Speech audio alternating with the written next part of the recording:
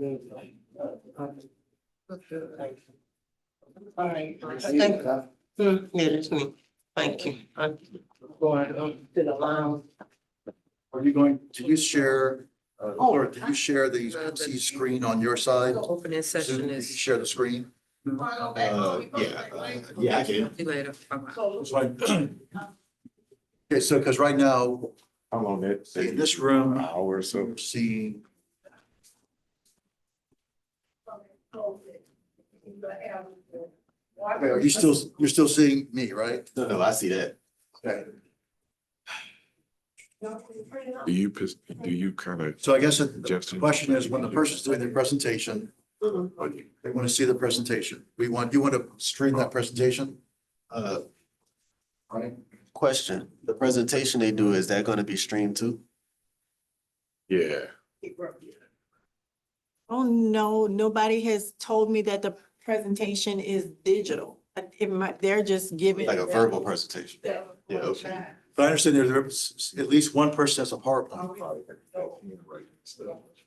least one person, what? Has a hard drive. They haven't relayed that to me. you talking. Yeah, well, we just sort of heard about it too. So I guess if they have a PowerPoint, are we going to stream it through YouTube or what? Then my thought would be no, whatever's easiest. Okay, so then, all right. Okay, so if we do that, the question is, how do we show that PowerPoint here without showing it on YouTube?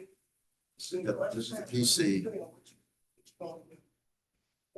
I mean, you can if it's easier. My thought is just do whatever's easier. Yeah. Because the word, as long as people can still hear what's being said, they don't necessarily need to see. I would suggest easier perspective. If they've got a PowerPoint, when it's time for them to do that, They turn Yeah. that stream the They see this on PowerPoint. When they're YouTube. finished, we'll go back to a live shot of them. And I presume after that, they have their. And then answer. So that's what we'll do. I do that. I will take it. Make sure it's clean. That's on YouTube? Now, got any other questions? So I believe whatever. His chair here needs to go in the guy. You're gonna take a picture, make sure you got the tag on it, take it off there. And give it to. Whiteboard camera, presenter camera. Should be 130 presenter camera, You right? just haven't been called. Yeah. Take So we might have to, those two chairs go. off. Give that to we him. might have to, I got you. And it's all that you got. oh, okay. This will be right here. That you choose. Yes. On. See.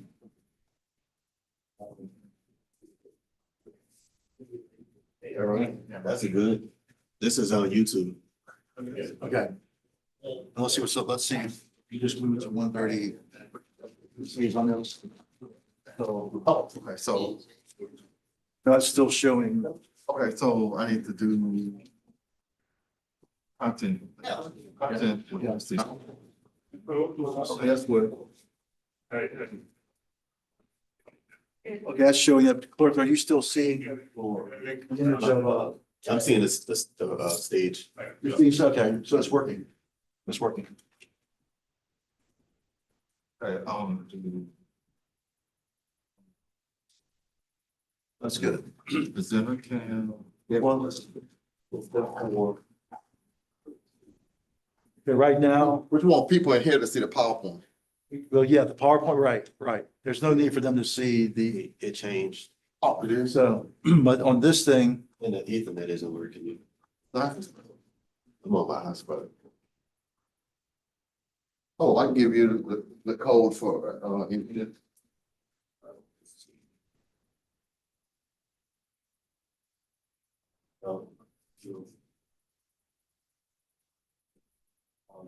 AC.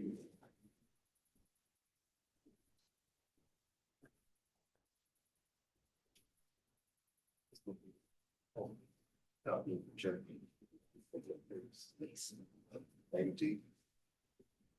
Yeah, right. 3284.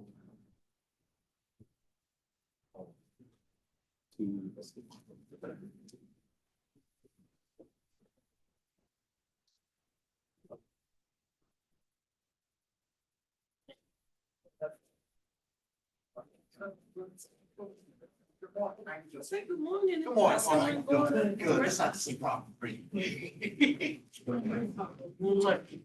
How are you?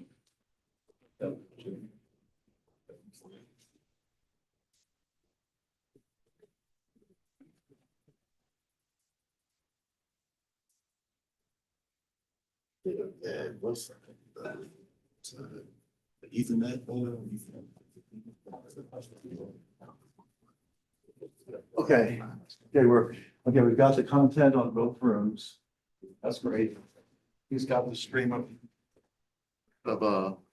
podium on his device. So we're in pretty good shape. I can make that next time.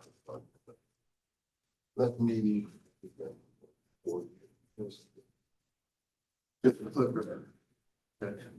Right here. So I don't think we should not have to change anything. Testing 1, 2, testing 1, 2, testing 1, 2. So Cliff, you have the stream of the podium, right? We've got the PC monitor on all the other ones, so unless you want to, it's up to you whether you want to bring the presentation. Or, or quote unquote, share the screen at that point. Probably, we don't need to do that now. Okay, The person can just talk. yeah, we should be good to go. Hopefully, we won't have a lot of people complaining outside about, wanting to access, to the presentation. Now, did you have the PowerPoint already? Nope. Thing is, it depends on the person. I know there's at least one person who has a PowerPoint. Just heard about that yesterday. Okay. So, Well, at least one good one.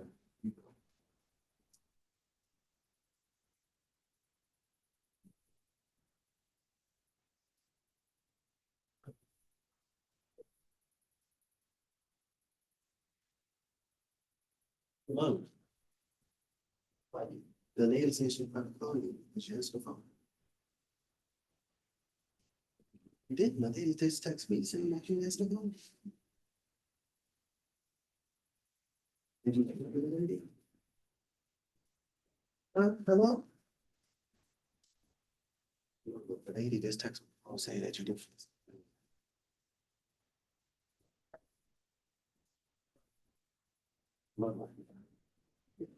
I don't see the conversation. It's supposed to be.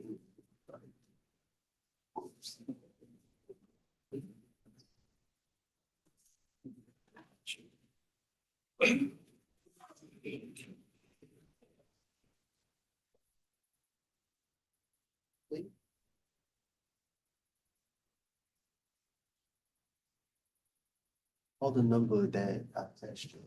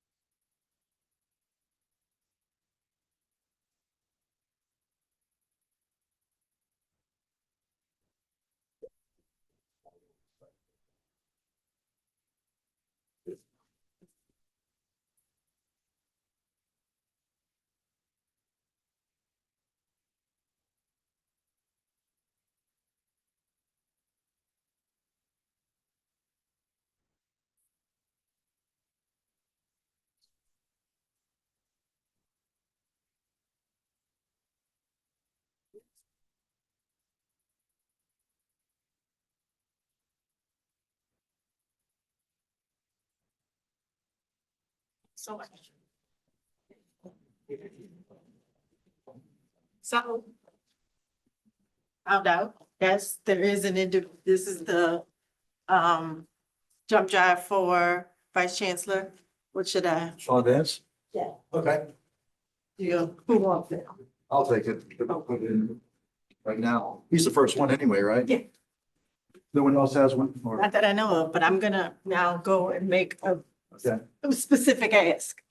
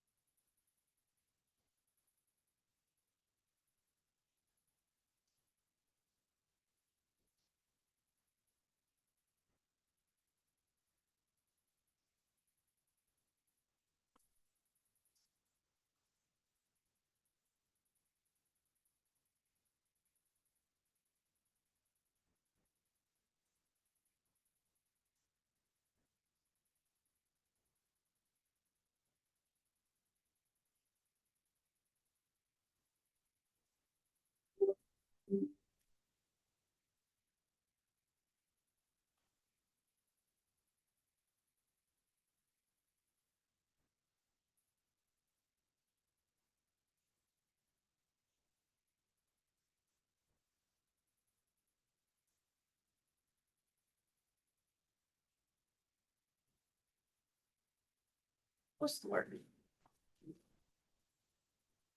Do you have a PowerPoint or other type of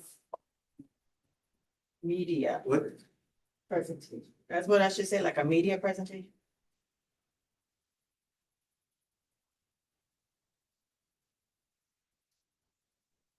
Okay.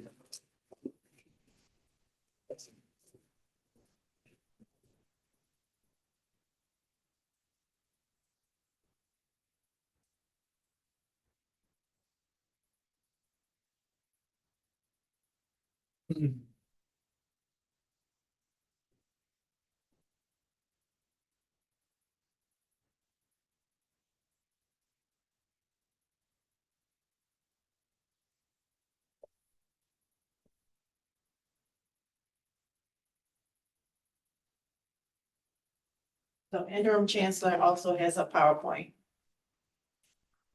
All right. Flash drive. Good morning, Sean. Thanks, Sean. Thanks, Sean. Thanks, Sean. Thanks, Sean. Thanks, Sean. Launch a jump drive with a presentation. Could you tell me where that presentation is located on the flash drive? Is it a PowerPoint or a PDF?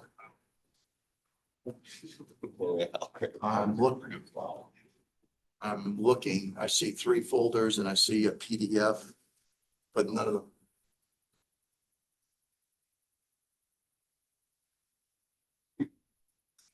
Chancellor app.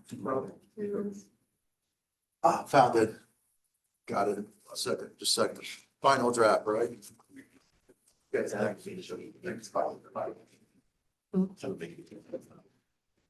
Great. Yeah. Make sure you mute right now, because everything that you did just, I think, is part of the line. Thanks. It was, this was muted. Did you hear me on the other? Must be the classroom.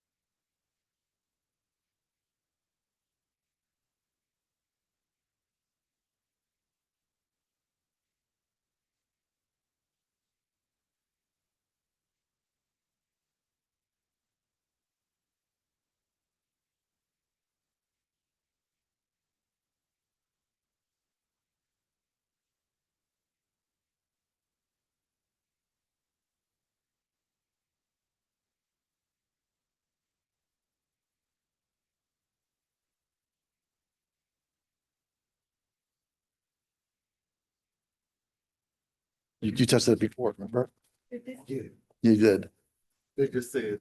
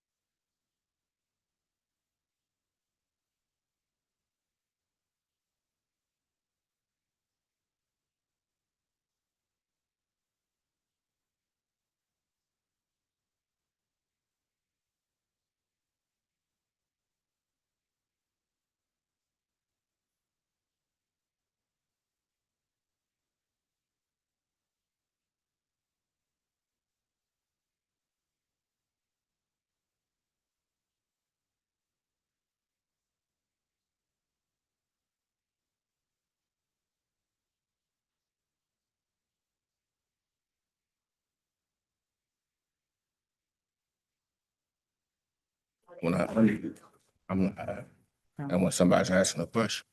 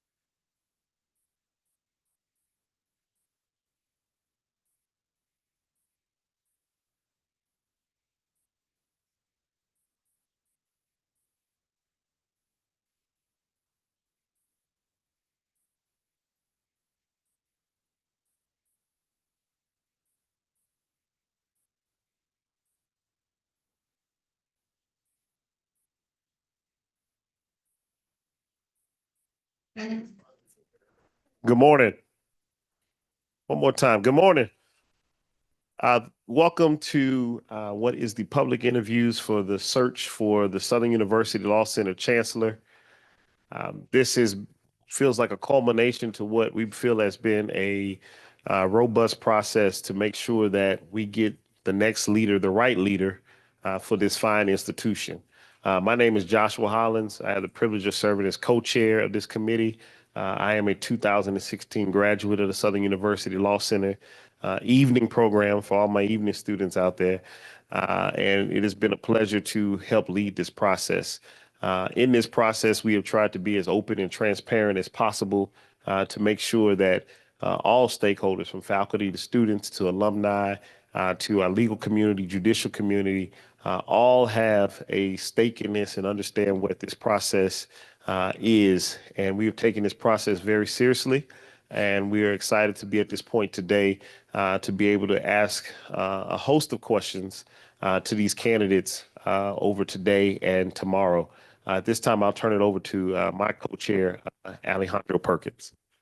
Good morning. My name is Alejandro Perkins. I'm a 2004 graduate of Southern University Law Center. I serve as an attorney here in Baton Rouge at the law firm of Hammond, Seals, Atkins, Geis, Noah, and Perkins. I've had the privilege to serve with Joshua Hollins as co-chair of this committee. This committee that we have assembled, that has been assembled, is a very distinguished committee. The work that they have done over the past 8 months has been very tedious, very thoughtful, with only the Law Center in mind.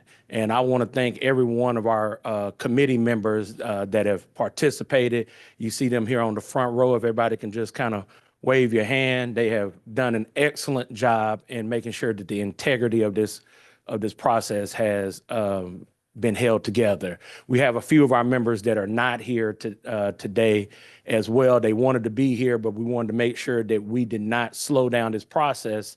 So they said, hey, please go forward and do the work. Each of the candidates that you all will hear from over the next couple of days are at the top of their field. And we feel that one of these people have the qualifications in order to be able to serve as your next chancellor.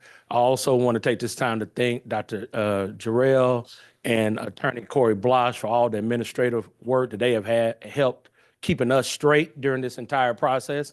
As you can imagine, having a group like us, sometimes we kind of get off the reservation, but they have done a great job in making sure that we stay focused on what the agenda is for us to accomplish. I also want to particularly recognize your student board member leader, Ms. Parker. She has been in there advocating for the students the entire process. She has made sure that your voice has been heard along with all the other members. But I wanted to point her out particularly because of the fact that the students are the reason why we're doing this, to make sure you have the best leadership to lead your law school. So I want to thank Ms. Parker particularly for the work that she has done on the committee. That being said, Mr. Co-Chair, I think we'll start our interviews. So our first interview. All right, our process this morning, we're going to give our first candidate, which should be no strangers to most of you all, like Chancellor Vance. He will a brief introduction, have a short presentation that he has prepared give this morning, and then we'll start our question from the committee. I do want, for those that are watching, those that are in the room, available to submit. And some of the questions that we'll hear this morning are from questions that were submitted. That was the way by which we wanted you all to this morning. Be a very formal process with questions coming from the committee. Questions being asked are the questions that were submitted to us for this process. So with that, we're going to invite Vice Chancellor Vance to give us a short introduction and then his presentation. Thank you.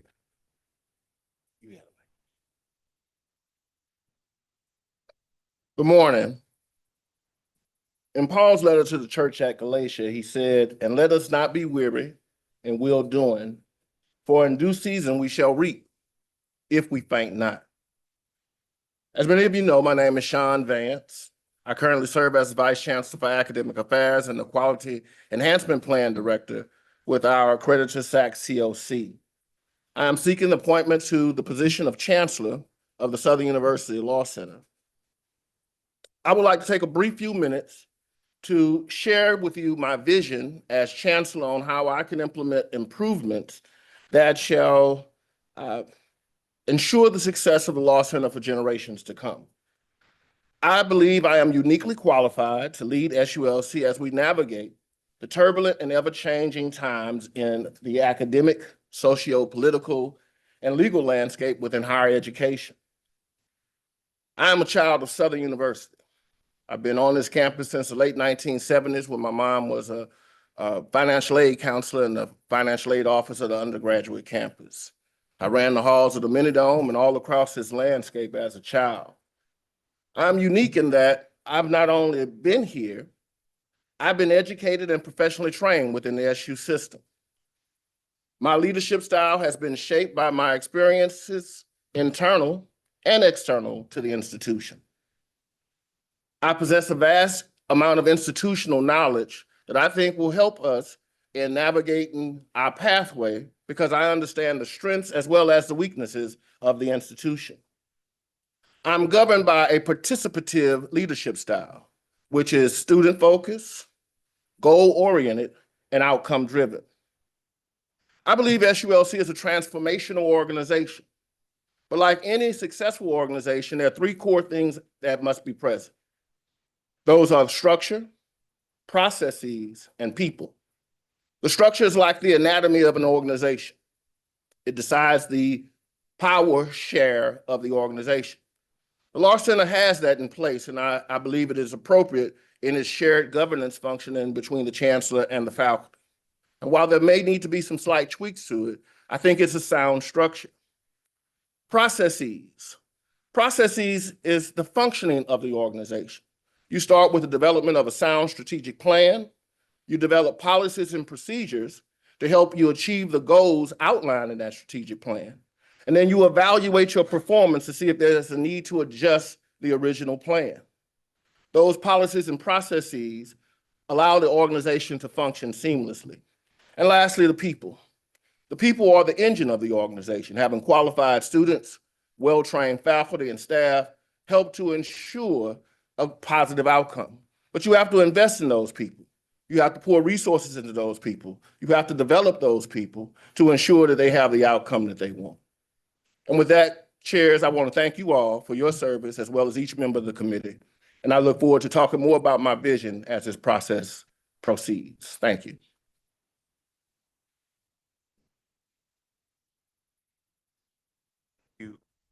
Thank you, Vice Chancellor.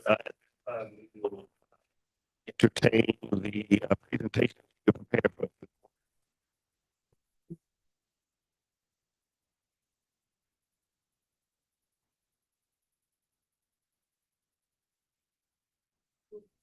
It is my view that Southern University has a sustainable product.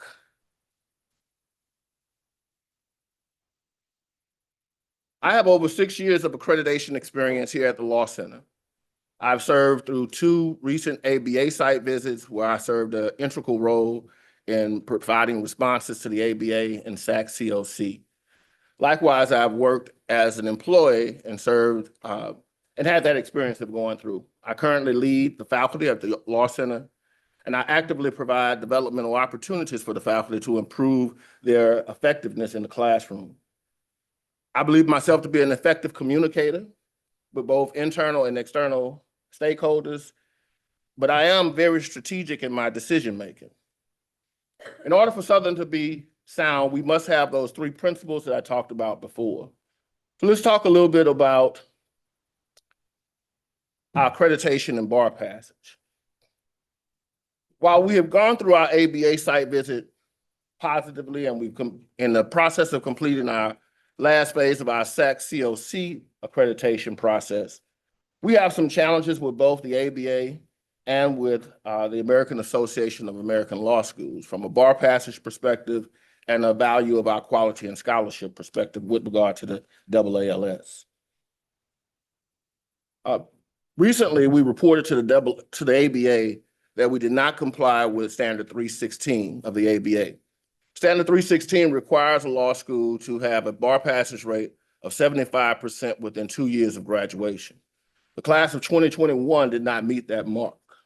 And while it looks as if the class of 2022 will meet that mark, we have significant concerns about the class of 2023. Prior to this current bar reporting period, they are at 54%. It's not likely that that class will make that leap, which then necessitates the ABA coming in to make adjustments. And I think that we ought to have the forethought to get ahead of those adjustments so that we're making a planned adjustment that we're involved in, as opposed to an adjustment that's forced upon us. And while we're waiting on the specific response from the ABA, we can gain knowledge from how they dealt with other schools. One of our sister HBCU schools, Texas Southern, went through a similar process where they were forced to make certain adjustments with regard to the size of its class and the indicators of that class coming in. I believe that my experience in bar prep programming and my experience as an instructor here on both doctrinal classes and skill courses uniquely qualify me to be the tip of the spear as we make those changes. We recently completed our reaffirmation with SULC on December 2nd of 2021. We are now preparing our 5th year interim report and our QEP impact report, which is due in March of 26. QEP has proven successful. Our quality enhancement plan is a major adjustment that SACS allows us to make with regard to our students to see if we can improve outcomes for our students. In all of the years that that program is in place, we've only failed to meet our goal on one occasion. So we believe that the QEP is strong and it has produced evidence that's supportive of our efforts. We have tried our best to create initiatives to encourage and increase production and scholarship at Southern University Law Center. We are reprioritizing how we issue research grants to professors. I propose that we not allow professors to obtain research grants until they produce a substantial product so that they are closer to publication, as opposed to having an idea about what they want to publish on. And that way we can prioritize those who are getting at a point where they are producing scholarship that meets the AALS requirement. We also need to give our faculty an opportunity to have some release time with regard to reducing their instructional opportunity to give them a better opportunity to engage in mindful scholarship. And we need to do a better job of placing our faculty in the legal community where they serve on committees at the state legislature, testify about new legislation, as well as being in a position to work with the State Law Institute on subcommittees as new laws are proposed. I think that we have to do a good job of recruiting quality faculty members. We ought to always be looking to have a solid recruitment technique on not only faculty, but also on staff. Likewise, we need to do a good job of recruiting students to make certain that we recruit the best and brightest that are possible for us. And while I suspect that the ABA provision will cause us not to have to get bigger but smaller, we do need to look at best ways to implement changes in our classroom that improve our classroom instruction. I talked to Gilbert Holmes, who's a 2-time Chancellor Emeritus at different law schools. And his advice to me was that, Vance, if you are not measuring student learning outcomes, if you're not measuring how much they learn, you don't belong in business. And we have to do a much better job at measuring what our students know as opposed to what we teach. Because we can teach something, but great teaching does not equal great learning. And so we have to find a way to make certain that we are measuring student learning. Fiscal stability is important. I have experience working with budgets in very cramped circumstances. I ran our bar prep budget on a shoestring budget that started with a $500 incentive for professors to work in that plan.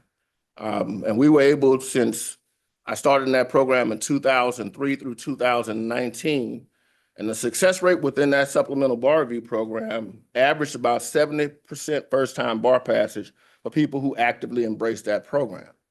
And that was through hard work and sweat. It was not based on platitudes. It was not about waiting until students finish school, but it was about providing supplemental opportunities for students through the 3 years of their matriculation to expose them to the information that was tested on the bar exam to ensure an outcome that we all wanted. we have to do a better job at the Law Center of improving our scholarship budget. Right now, there's no student who receives a full scholarship, no matter what their academic credentials are, which means that we're losing some of the best and brightest in our applicant pool.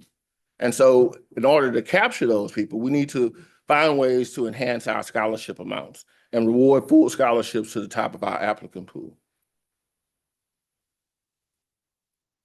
I believe we also need to be engaged with our various stakeholders. And I think as the chancellor, that's the chancellor's primary role, to be the tip of the spear with regard to engaging stakeholders. Those stakeholders include not just legislative allies, who we need to develop a connection with to produce revenue and resources, but also with employers. I speak with employers who are desperate to talk to the Law Center about developing pipelines into the federal sector, who are desperate to find ways to get students who are not only available for clerkships, but skilled and knowledgeable about what they need to do for clerkships. Law firms, both large and medium, who give us an opportunity to place our students in a position to not only intern and gain academic credit, but be ready to transition into the profession. I think we also ought to do a better job of highlighting the accomplishments of our alums. The Law Center used to have a periodical called Reflections. We shuttered that program, but I'd like to open that back up and use the Reflections magazine to push out information about alums, what they're doing, what accomplishments they've achieved, and also spotlight the work that our students are doing. I do think we need to draw students back into the learning process. I think we've done a little bit too much in leveraging students and providing them opportunities that take them away from the classroom. And I want to ensure them that they'll have exposure, but we can do that in different ways where we don't lose focus on educating them. And I think it's important to note that we can't simply ask alums for money. All right? We can't simply ask the legislature for money. We have to show that we're doing something with the money that our alums donate to us. So we have to be able to not only spotlight that, but I'd like to do something that no chancellor before me has done. I'd like to get a capital campaign started and to create a Law Center endowment. A $5 million endowment with a reasonable rate of return would fund a scholarship, would increase the funding in our scholarship program by $1 million. If we do that, an additional 60 students could receive scholarship funds that will allow us to ensure their success without them having to compromise their living expenses and the circumstances in which they try to pursue their degree. So I also think that we have some challenges. We have to identify an appropriate enrollment size. The Law Center during the pandemic exceeded its boundaries with regard to student enrollment, and we've suffered from that. We need a conducive learning environment for our students, not just maximizing the total number of people who are enrolled.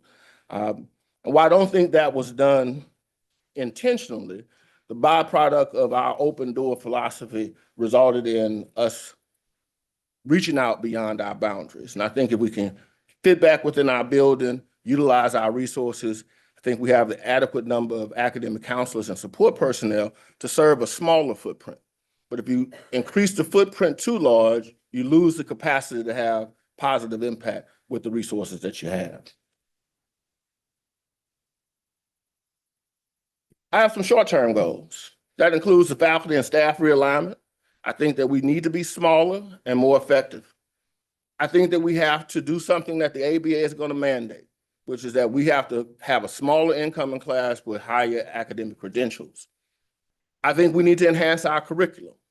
I think we pride ourselves on producing great lawyers, great litigators. And we need to make certain that our program of legal education identifies the skills that are necessary for the practice of law. We need to call in alums who are at law firms and engage in practice and say, what skills do you need coming out of law school to be effective as an attorney? And create new coursework to make certain that our students are exposed to that information. And I think that we have to make certain that our curriculum is structured such a way that we're teaching the same thing in every section of a course that is the same course. It doesn't make sense that one torch professor is covering one set of material and a different torch professor is something else. So we need to make certain that our curriculum is aligned, that we have common course coverage to ensure that our students are exposed to what they need to know to pass bar exam. and to be proficient in the practice of law. And there's some longer term goals to increase scholarship amongst faculty. I think you have to incentivize that. I think you have to find a way to have a level of expectation. So I want my faculty members, every full-time faculty member, to publish an article at least once every other year. I want us to have a donor mentality where our donors not only give money because we asked, but they give money to us because we did something for them and they saw value in their experience here at the Law Center. I also want to look at creating additional revenue stream, a study abroad program, an LLM program. And also I think that endowment that I mentioned is necessary. And I think that it could help offset our funding limitations. Committee, I want to thank you for allowing me to present my thoughts on these particular topics through this PowerPoint presentation, and I'll open myself up to any questions that you all may have.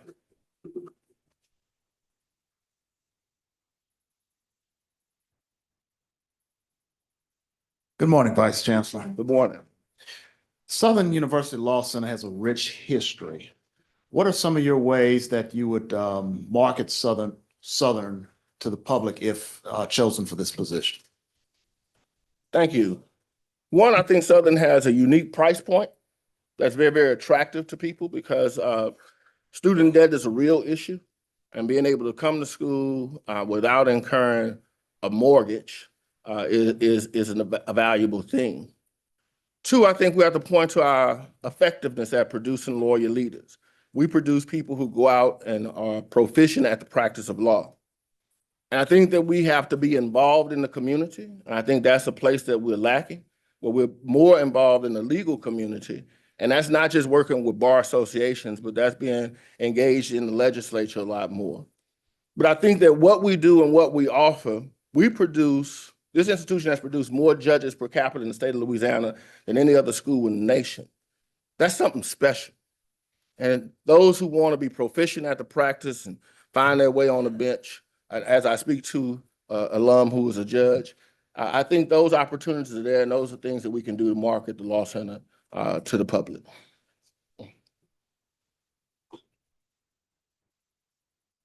Good morning. Good morning.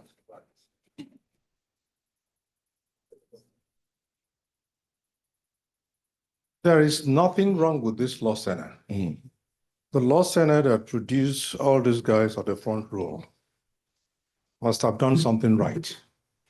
We have a broken culture, a culture where the students don't trust the professors, professors don't trust the administration, professors don't trust themselves.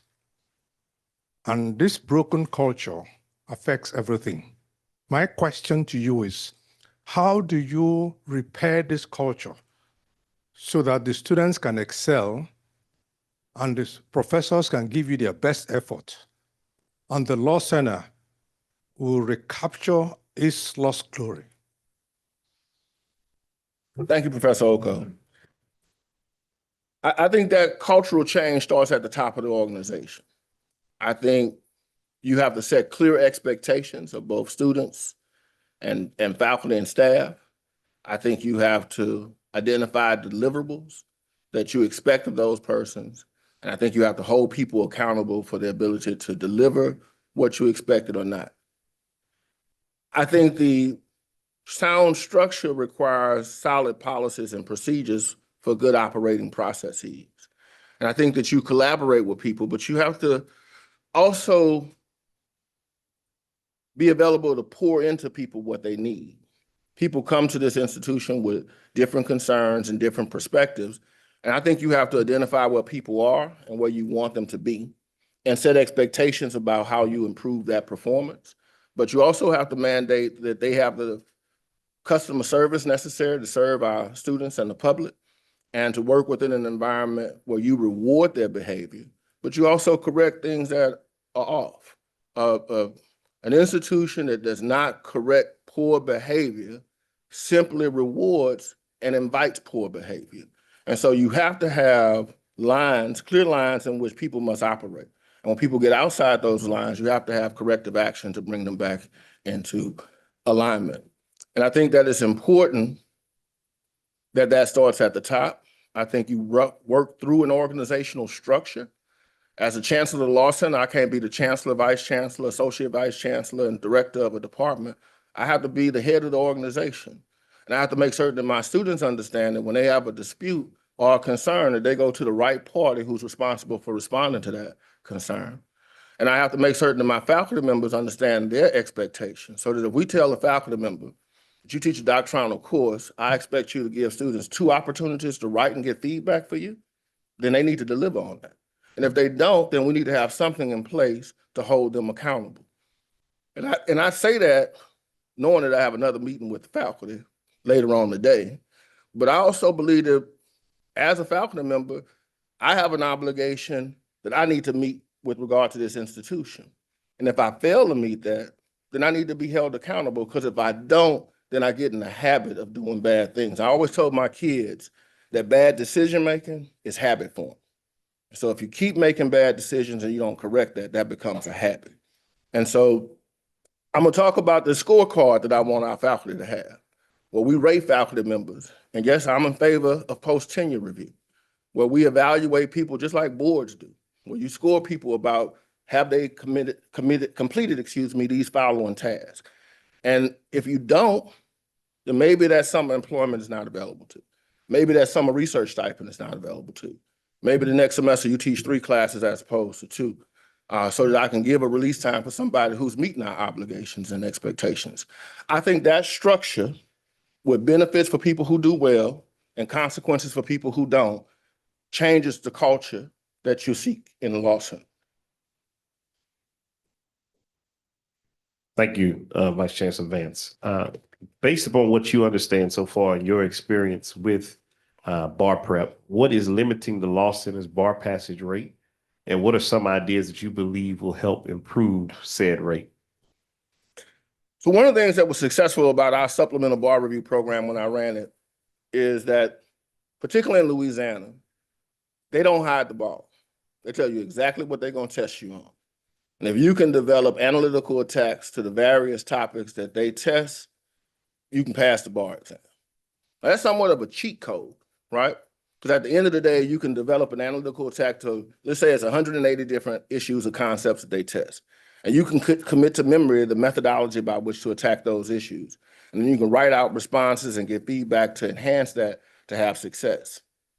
What we need to do is take that from the back end of our program and imbue it throughout all 3 years of our program, or in the case of a part-time student, all 4 years of the program, to ensure that we are covering what's on the exam, making certain that we reinforce that information for students, that we get students to write out responses to typical bar exam questions, and to give them feedback to tell them how they're producing as it relates to the expectations of the bar examiners. Now, I think that means that we need to refresh our program of legal education. Our coursework, even though in 2021 we adopted a common law track, our coursework is substantially similar to what it was when I was a student in 1993. So I think it's time to refresh that coursework. I think it's time to do a deeper dive into what the bar examiners expect. The common law jurisdictions are changing their standard bar exam to what's called the next gen bar. This gives us an excellent opportunity not only to rethink what our students who are going to go outside the state are going to be exposed to, but what all students are going to be exposed to. I'm certain that Al Perkins would prefer a student to graduate who can come in and know how to write a memo in his office, right? And I think all law firms would. So we need to make certain that we're exposing our students to the skills that they need in order to have success. And I think we also have to make certain that students understand their expectation. The expectation can't be that the institution will crack open their head and pour into them everything they need to know. There's some work that they have to do.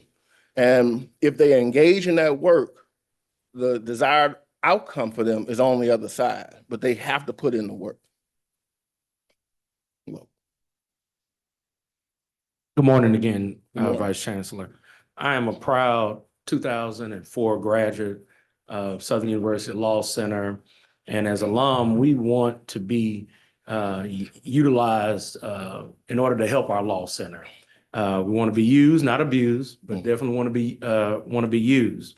How will you effectively engage with alumni to build a sense of community that will encourage them to open their hearts and wallets to fully support a meaningful strategic plan over the next 4 to 7 years? Thank you for that question, Attorney Perkins. There are a couple of things. One, I want to involve our alum in the revamping of our curriculum. They have an immense amount of knowledge and experience that can help us craft a curriculum that produces the kind of lawyers that the legal community demands. Two, I want them to engage with our students.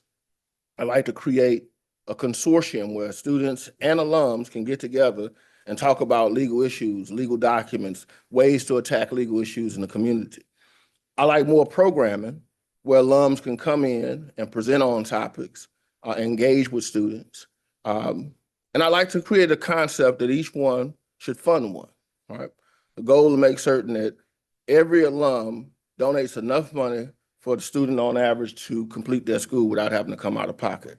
It costs on average $60,000 for a student to complete their matriculation from a tuition and fees perspective.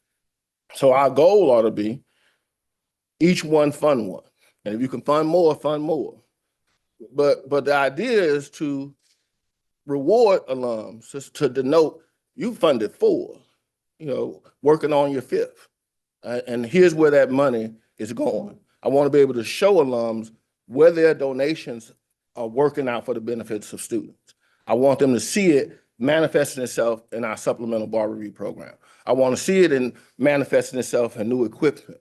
We need to replace all the chairs in this room, and that might mean making certain that students, we may see alumni names on things, right? Because they made those contributions. And I want to utilize that reflections periodical to spotlight alums on their accomplishments. I talked to Ms. Gaines earlier today, and we talked about this dividing wall between 129 and 130 needs to be replaced, because as the students will tell you, that if 2 classes are going on in 129 and 130 simultaneously, I listen to one professor while I'm in the other room, because the wall is no longer soundproofing.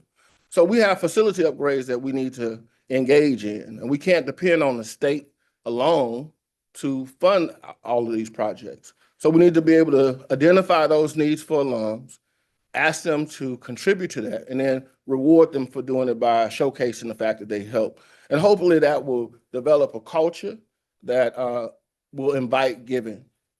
One of your panelists, her class has this tendency of donating money at every alumni roundup.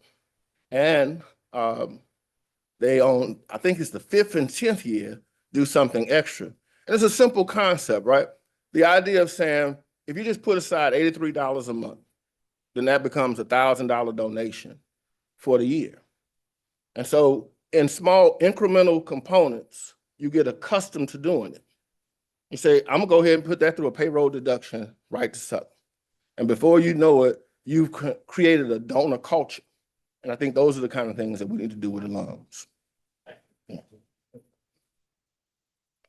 Good morning, Vice Chancellor Vance. Good morning. My question is, please describe your experience in successfully engaging staff, and what strategies would you utilize to increase pride and participation with the staff? Great question. I think the number one thing is people have to feel valued. They have to know that they are an important piece of what you do, and you need to recognize them for that. I think that you cannot underestimate the value of every employee, from the one who's sweeping the floors to the one that's providing books in the library. All of them play a vital role in the operation of the law center. And if you're not investing in your people, if you're not rewarding your people, if you're not making your people felt wanted and heard, right?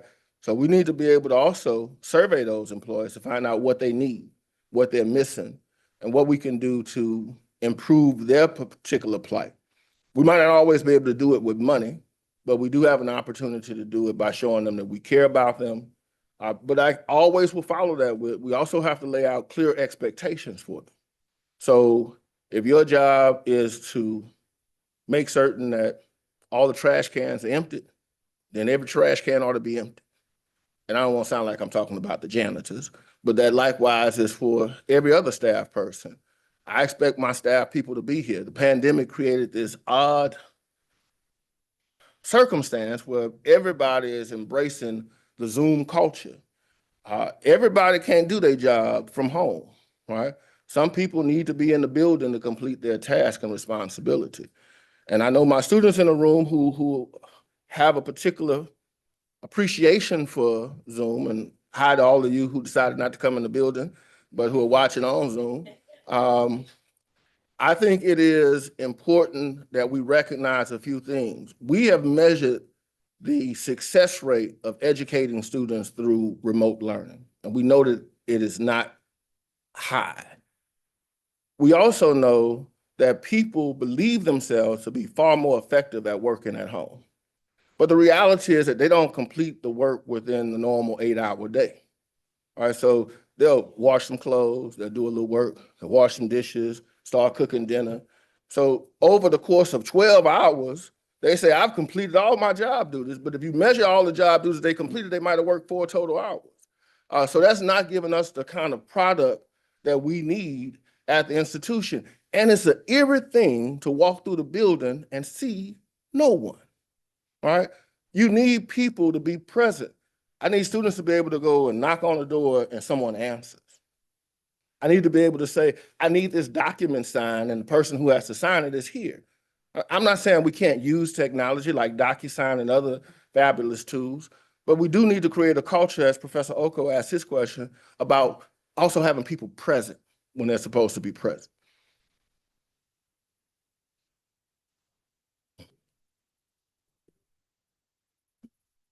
Good morning, Vice Chancellor. Shout out to the class of 2002 and the culture of giving. There you go. Thank you.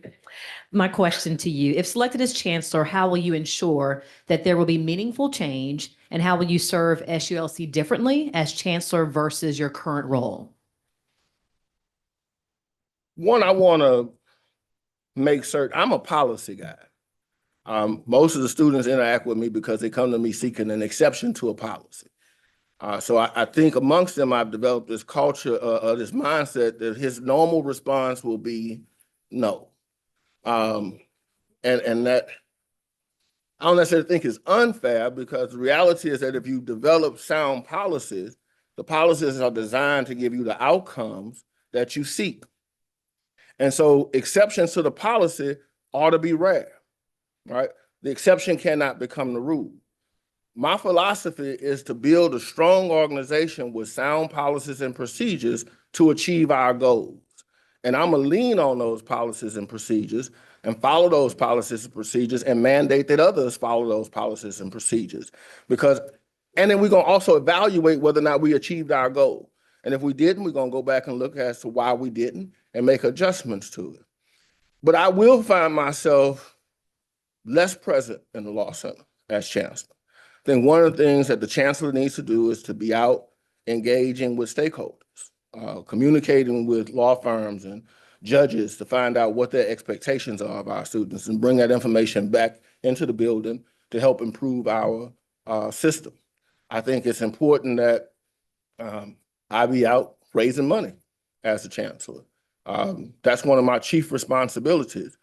But we'll work hard with the faculty to make certain that our policies are sound enough to give us our deliverables, to maintain our accreditation with SAC-COC, with the ABA, make certain that we have full membership in the Association of American Law Schools. So while I play a role in making certain that we lay out our deliverables that are expected, we develop a strong strategic plan with identifiable outcomes. Once we have those policies in place, I'm gonna hope and demand that people perform their job, and I'm gonna get out their way. But I will be president of the community. I think it's important that the Chancellor be the face of the Law Center and tell the good news of the Law Center to the legal community. And thank you and your class for your consistent donations to the institution. Everybody ought to be like Aaron Monroe in the classmates. Good morning. Proud alum of the class of 2006. As we talk about remote work and remote learning, my question is, how do you handle a crisis affecting the university, such as a campus-wide emergency or public relations issue? How do you communicate with various stakeholders during times of crisis? So, and I want to take a moment, Aisha Burgess, to point out that your class still has the highest first-time bar passage rate in the school's history. Oh, So, 6. now, I could have did that for every person on the panel, so I apologize to the rest of the panel for not doing so. Angela Gaines, 30-something years of work experience and stuff. All right. Well, to your question, Ms. Burgess, I think it is imperative that we be truthful, but we be careful. I think that it's important to make certain that I always have the ear of the general counsel on what legal exposure I have, because while I want to always make certain that the law center's messaging is clear, I want to also limit the exposure of the law center's liability for things, because that liability affects the availability of funds to put on our program. And so I think that we need to be clear-minded, honest, and careful in how we communicate to people. I'm also a firm believer that we are an independent institution. It don't matter what the people in South Baton Rouge do when the weather is bad. If we decide we're gonna shut down school, we're gonna shut down school. And I ain't gotta wait on the people in South Baton Rouge to tell me when we're gonna do that. I don't like the fact that we seem to sometimes be a step behind other agencies as we make decisions for our own selves. So I take pride in this institution. Like I said earlier, I'm a lifelong product of it. I started thinking about being chancellor when I was, this gonna sound crazy, but when I was a student at the law center. And it was because I was the SBA president. I was like, you know, that was nice, but the show been better if they'd have done this, right? Then when I got here and started teaching, I learned a lot more about why they didn't do certain things. And then I said, okay, well, they couldn't have done that, but they could have did this other thing, right? And so over the 25 years of my teaching experience, whether or not it's working in bar prep, whether or not it's teaching doctrinal and skill classes, whether or not it's serving as an administrator, I've learned a great deal. And I think that knowledge now helps me to be more clear-eyed and careful about how I communicate our particular concerns to the public. VC Vance. Hey. As you know, students have concerns that the common law track program fails to fully distinguish itself from the civil law track program. Exactly how do you plan to improve the structure of the current common law track program? I want to be non-committal to the common law track program. Why?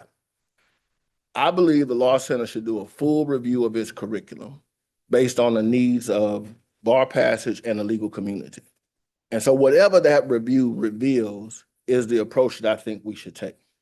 I think it was a wise decision, although I think it was rushed in creating the common law track, because we were attracting more students from out of state and it was an easier way to draw those students in. But I think the mistake was in messaging, right? Because now students seem to articulate that there are two views. There's the Louisiana law and there's a civil law. I'm sorry, a common law. And there's not one common law. There are various jurisdictions that require different things. And so if you're going to practice in Florida, that's going to be a different experience than in Texas. Law schools do not teach the law of individual states. They develop skills, they develop talent and ability and analytical reasoning so that no matter what law of what state you're trying to apply, you have all the talent that's necessary to apply that legal standard. And I think that our focus ought to be on making certain our students recognize that they're being exposed to the best skill development, the best analytical enhancements that are necessary for them to have success, irrespective of where they go. And we've done that for generations, and I think a revised program will allow us to do that again. Thank you, Vice Chancellor Vance. I believe this will be the last question. I seem to have a tendency to finish these things early. Efficiency and being succinct is appreciated. So thank you. But I think as the only evening student on the panel, I'll close with this question. How would you ensure that the part-time evening program receives the quality of professors and academic rigor as the full-time program? And you and Ms. Parker share that. Ms. Parker is an evening student. First taught her as a guest lecturer in her class, I think. I think that it is imperative that as we revamp our faculty ranks, that we do a good job of making certain that we have coverage across our teaching obligations, and that's day and evening. I think far too often, and I need to work this out with HR. There's a concern about, in my mind, that we treat faculty members like we do regular full-time employees. And so we then say the faculty works from 8 to 5. And so if they teach in the evening, all of a sudden that becomes an overload opportunity for them. That's a supplemental pay to their normal teaching obligations. When the reality is they have a teaching load. If they teach if we decide the load is 2 classes, 3 classes, whatever the case might be, then the compensation should be for the teaching load, not for when the classes are taught. And so I think it is imperative for us to work with HR to find ways to take the limitations of the forced application of a standard that applies to staff that they're forcing on faculty members. And I think we can work out arrangements about the different types of faculty members, because within our faculty ranks, our law librarians and their obligations are different than our academic counselors. That's different from our law clinicians, which is different from our skilled professors and different from our doctrinal professors. And we ought to be able to develop a methodology around payment and structure that works for all of those characterizations where no one is seeming like they're doing extra work for less pay. And I think that is an important backroom cog that most students don't see and the public don't see, but it's necessary for us to fix in order for us to improve the delivery of instruction to our evening students. And I've heard the cry of evening students about having more adjunct professors as opposed to full-time professors, and I promise to adjust that we have better balance in that. Thank you, Vice Chancellor Vance. At this time, we will allow for you to give us a brief closing. Brief. Again, I want to thank everybody who's here and everybody who's online for participating in this process. I think this phase of our evolution as an institution is essential because I think that we find ourselves at an existential point in our existence. That if we don't make necessary change right now, then we suffer the risk that all of us who are here are shackled with the loss of an institution that has stood for generations. And so I think it's vitally important that we be very careful in picking the next chancellor. And I don't cast aspersions on anyone who's in the pool of applicants, but I've never wavered on my belief that I can do this job. I've never doubted my ability and my knowledge and skills to effectively deliver for this institution. My passion is for this institution. I bleed blue and gold, and I know Vice Chancellor Ramsey is in the back gonna say, well, we don't have blue and gold as our colors because we're a separate campus. But we know what I mean, right? That at the end of the day, we're still part of this system, 5 campuses, 1 system. And I believe in her mission. I believe in what she does. And I think that this work is God's work. It's part of his mission. Why? Because justice was at the core of his mission. What does the Law Center do? It teaches people how to bring about just results for people. And so I think that we ought to be engaged in that work. I've been forged within the crucible that the ashes of the alums who came before me reside within. And that great residue has allowed me to gain knowledge and experience that I think is necessary for the next chancellor. And I appreciate the opportunity to share my vision with you today and hopefully with others in this process for the rest of this morning. And I pray that God's grace will guide everyone in this process. And that at the end of the day, we're all laborers doing good work. And in doing that good work, I look forward to the fruit that this process yields. So I thank you for your time. I thank you for your ear, and I look forward to this process proceeding.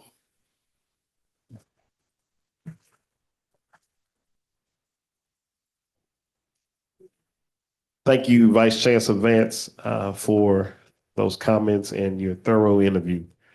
As we wrap up, we have about 9 to 10 minutes that will allow for Vice Chancellor Vance to meet and greet with you all. If you all have any follow-up one-on-one with him regarding some of his answers and some of the questions that were asked by this panel, you will find on the doors of this room, there are a QR code.